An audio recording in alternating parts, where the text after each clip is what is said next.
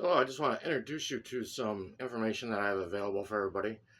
Thank you for being here. Most may know me by Brian Parker from Tactical Sovereignty, as a group that I had started on Facebook when I started researching quite a while ago, mostly because I just want a place to store things that I could come back and look at later, and at the same time, people could follow along with the things that I was researching.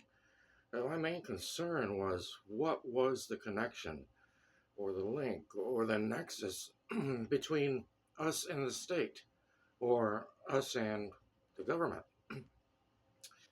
And so, I thought this would be a good place to store things at. Like I said, people could follow along. The Law of Nations is a very important book to read, as mentioned in the Constitution. But this isn't 1758 anymore with Emer Vattel. We're now in a digital system. When you hit the wire, you're locked in. All right, it's a little different. I watched a situation today with a local child who was in trouble for a photo that they had taken with a weapon. It was a middle schooler. He was in trouble with the police over it. The issue was that this weapon in the photo wasn't even real. It was AI generated. This child has never even touched a gun. You know, so, with this group and looking at things that I was researching, I became tired of seeing all the legal fallacies floating around out there, like affidavits that weren't even a real affidavit, or people that think that the BAR is an acronym that stands for British Accreditation Registry. Sorry, Jordan Maxwell, but no, it doesn't.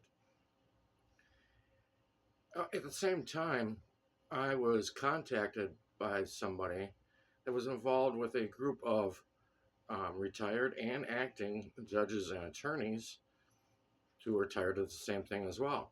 Because there's so many things that we should be educated about in our life that are just never taught to us.